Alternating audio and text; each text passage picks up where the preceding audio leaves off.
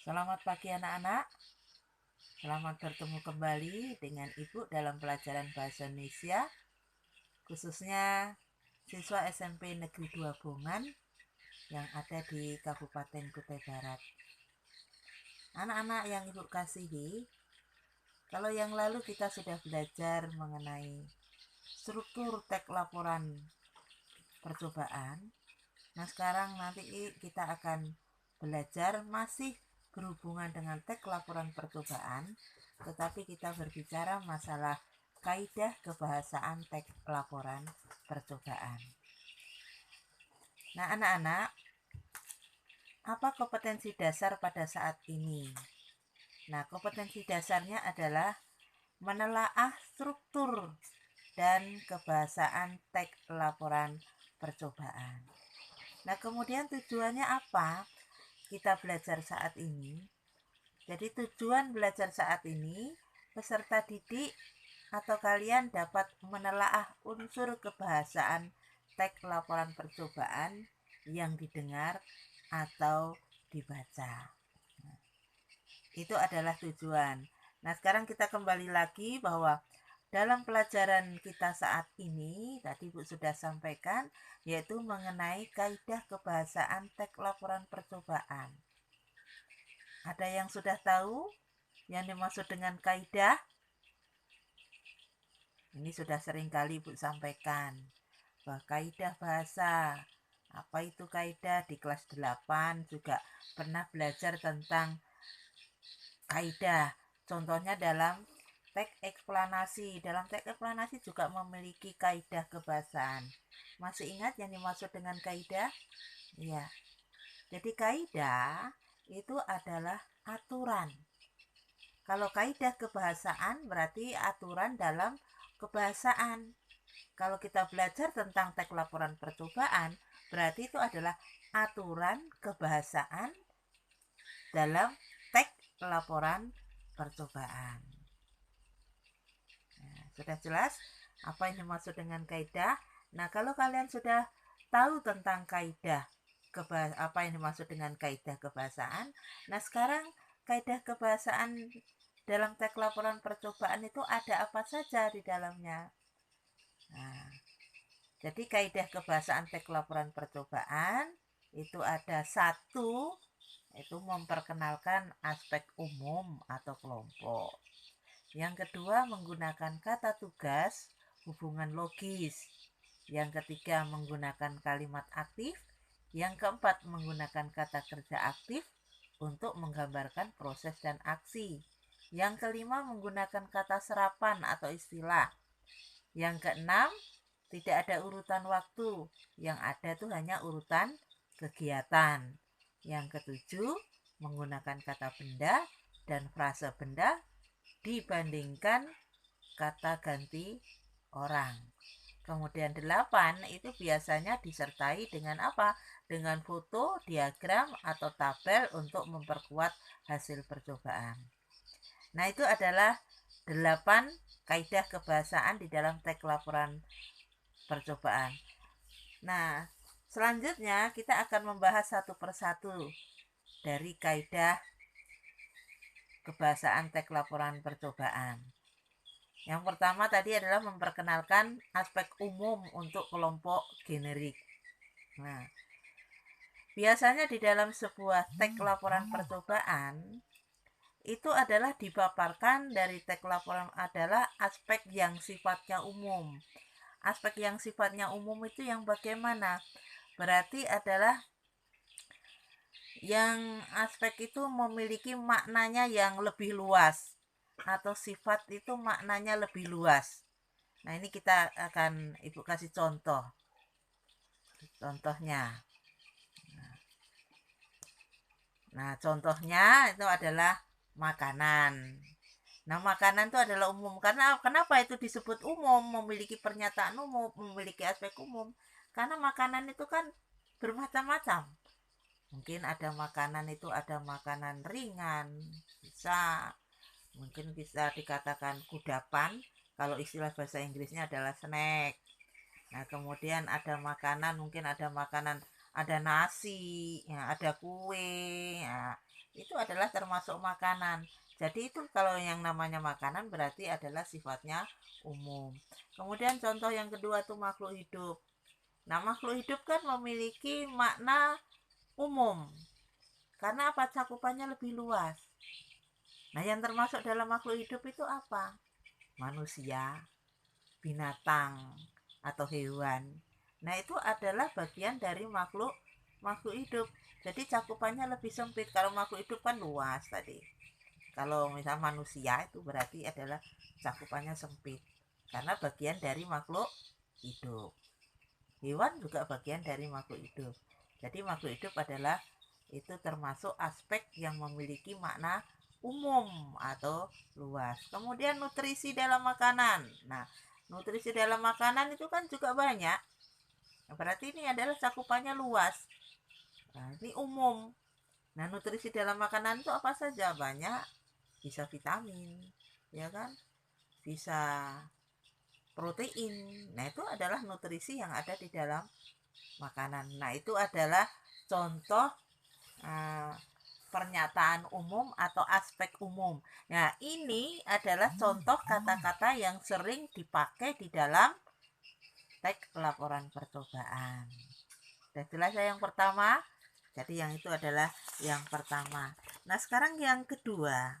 Nah, yang kedua, nah ini sebelum Ibu lanjutkan yang kedua, ini contoh perhatikan kata-kata umum mungkin yang sering kita pakai dalam kehidupan sehari-hari. Tadi contohnya makanan. Makanan itu ada nasi goreng, ada bakso, ada mie ayam. Nah, itu kesukaan kalian itu adalah makanan. Misalnya ada yang suka bakso. Nah, itu. Nah, ada yang pernyataan umum lagi. Contoh kata umum buah-buahan. Nah, buah-buahan itu kan umum. Nah, itu adalah aspek umum. Contoh untuk yang khususnya apa? Ada apel, ada anggur, ada jeruk, apalagi nanas dan sebagainya. Itu adalah kata khusus dari kata umum buah-buahan. Nah, itu adalah contoh. Sekarang yang kedua. Yang kedua, kaidah kebahasaan teks laporan adalah menggunakan kata tugas hubungan logis. Nah, menggunakan kata tugas hubungan, namanya kata tugas hubungan, berarti itu adalah memiliki menggabungkan atau ada kata tugas yang menggabungkan dua kalimat. Nah, ditandai dengan kata-kata apa itu kata tugas itu? Ditandai dengan kata ketika atau mungkin maka dan sebagainya. Jadi ada kalimat, kalau ada kata tugas ketika, ada maka, berarti itu adalah kata tugas yang menghubungkan dari kalimat satu dengan kalimat yang lain. Nah, ini sering dipakai di dalam teks laporan percobaan. Nah, sekarang yang ketiga. Yang ketiga adalah menggunakan kalimat aktif. Nah, ini di kelas 8 pernah nih Ibu singgung tentang kalimat aktif. Nah, kalimat aktif digunakan dalam teks apa? Waktu itu ada teks eksplanasi. Ya, itu juga menggunakan kalimat aktif. Nah, masih ingat ciri-ciri kalimat aktif? Nah, ciri-ciri kalimat aktif itu apa? Tuh, yang pertama, subjeknya melakukan pekerjaan atau merupakan tindakan atau melakukan tindakan atau melakukan pekerjaan itu subjek. Kemudian yang kedua, predikatnya biasanya menggunakan imbuhan me atau memakai imbuhan me atau ber. Itu adalah predikat. Kemudian yang ketiga itu biasanya memiliki pola SPO atau SPOK.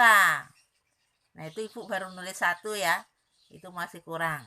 Nanti bisa kamu tulis, kamu tambah. Itu bisa memiliki pola SPO dan SPOK. Tahu kan SPO? Subjek, predikat, objek. Kalau SPOK berarti subjek, predikat, objek, keterangan. Itu adalah ciri-ciri kalimat aktif. Jadi ciri-ciri kalimat aktif itu ada 3. Kalau kalian sudah mengetahui ketiganya itu berarti bisa. Contohnya seperti ini. karbohidrat mengalami metabolisme. Nah, karbohidrat itu subjek. Karena apa? Karbohidrat itu adalah kata benda. Nah, karbohidrat ini yang mengalami atau melakukan suatu tindakan. Tindakan apa? Tindakan metabolisme. Itu subjek. Nah, kemudian mengalami itu adalah predikat. Nah, di mengalami kenapa itu disebut predikat? Karena itu menggunakan imbuhan me. Dan mengalami itu adalah merupakan kata kerja. Nah, predikat berarti jenisnya adalah kata kerja, bisa juga seperti itu. Jadi menggunakan imbuhan me. Kemudian metabolisme. Nah, metabolisme ini adalah objek. Nah, metabolisme itu adalah objek. Nah, objek itu apa? Objek yang dikenai pekerjaan. Berarti yang kena pekerjaan itu adalah metabolisme. Atau yang kena tindakan dari subjek itu adalah metabolisme. Itu adalah subjek, predikat, objek. Nah, nanti coba dibuka kembali pelajaran kelas 8. Nah, nanti kalian pahami lagi. Nah, ini diulangi lagi di kelas 9. Nah, itu adalah yang ketiga ya. Itu kaidah yang ketiga. Sekarang kaidah yang keempat. Nah, kaidah yang keempat apa? Yaitu menggunakan kata kerja aktif untuk menggambar proses atau aksi. Jadi menggunakan kata kerja aktif berarti sama dengan kalimat aktif tadi. Karena kalimat aktif itu adalah banyak menggunakan kata kerja, biasanya di mana? Di predikat. Nah, itu berarti hampir sama dengan kalimat aktif karena menggunakan kata kerja aktif. Berarti di dalam teks laporan percobaan itu juga banyak menggunakan kata kerja aktif atau yang disebut dengan predikat tadi. Ya, itu adalah yang keempat. Nah, sekarang yang kelima. Yang kelima apa? Yaitu kelima menggunakan kata serapan atau istilah khusus sesuai dengan bidang ilmu subjek. Nah, yang dimaksud dengan menggunakan kata serapan itu apa? Nah, sering kita mendengarkan atau mendengar kata serapan. Nah, serapan itu berarti adalah bisa kata-kata yang berasal dari asing. Nah, serapan itu berasal dari asing atau juga yang disebut dengan istilah. Nah, istilah itu berbeda dengan kata. Kalau istilah itu adalah kata itu digabung dalam kata apapun maknanya sama, itu istilah. Beda dengan kata. Kalau kata digabungkan dengan kalimat lain mungkin bisa maknanya berbeda. Itu kata. Contoh, kalau misalnya ada kata bunga, bunga itu termasuk istilah atau kata ya. Nah, bunga itu adalah termasuk kata, bukan istilah. Karena bunga digabungkan dalam kalimat lain memiliki makna yang berbeda, berarti maknanya lebih dari satu. Yang satu misalnya bunga. Misalnya Ani menanam bunga. Nah, bunga itu artinya adalah tanaman. Beda dengan Ani adalah menjadi bunga desa. Nah, bunga desa itu adalah apa? Gadis cantik. Nah, itu berarti makna berbeda. Nah, itu yang dimaksud dengan kata. Beda dengan istilah. Kalau istilah digabung dalam kalimat apapun maknanya sama dan itu dalam bidang tertentu.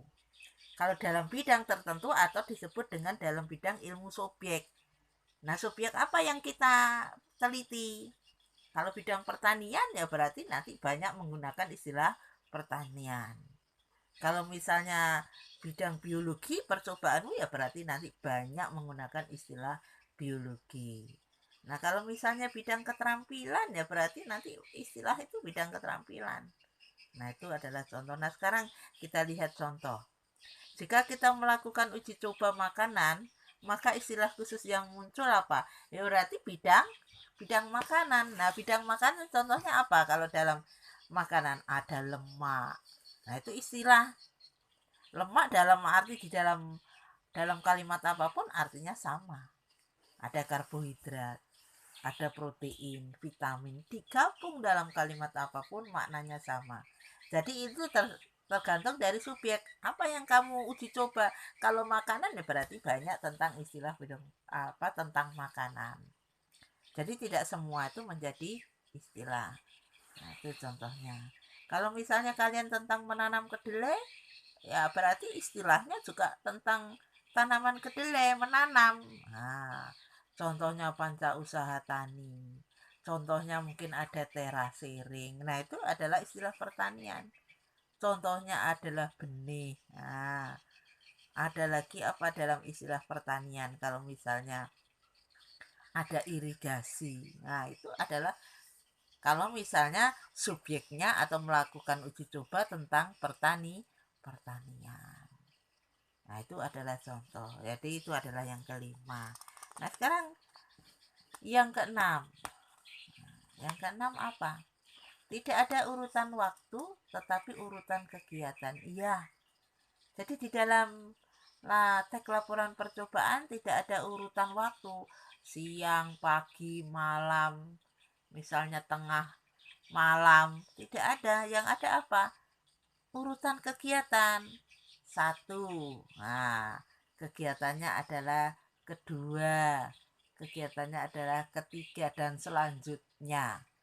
Jadi tidak ada siang, pagi, malam.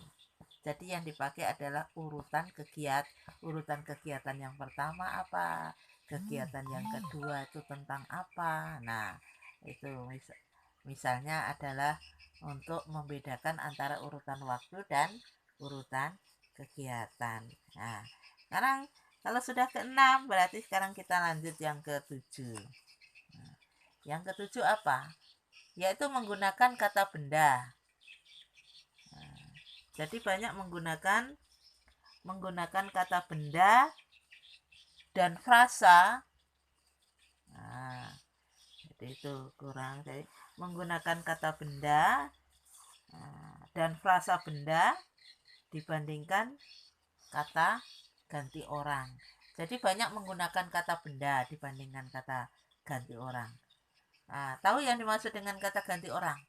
Kalau kata ganti orang itu kan orang pertama atau aku, orang kedua, ketiga. Tidak menggunakan itu. Tetapi kalau dalam teks laporan menggunakan apa? Menggunakan kata benda. Contohnya apa? Tubuh, daging, susu. Itu adalah merupakan kata benda. Nah, itu adalah yang ketujuh. Nah, sekarang yang kedelapan. Nah, delapan apa? Biasanya disertai foto, tabel, diagram untuk memperkuat hasil percobaan. Iya, jadi banyak menggunakan foto ya. Disertai foto. Gunanya untuk apa? Sebagai bukti. Tabel juga apa? Digunakan untuk bukti bahwa kalian melakukan apa? Melakukan percobaan. Itu adalah sebagai bukti. Berarti itu tidak apa? Abal-abalan. Berarti kalian tidak berbohong. Nah, berarti kalian melakukan percobaan itu dengan sungguh-sungguh. Karena apa? Sudah ada bukti. Ini loh buktinya. Kalau aku tuh melakukan melakukan percobaan, ini loh buktinya ada tabel. Ini loh buktinya ada foto. Nah, itu adalah sebagai bukti yang akhirnya memperkuat hasil percobaan. Nah, anak-anak yang Bu kasihi, jadi itu tadi adalah merupakan kaidah teks kebahasaan laporan percobaan. Nah, bagaimana dengan anak-anak? Sudah paham atau belum? Sudah dimengerti?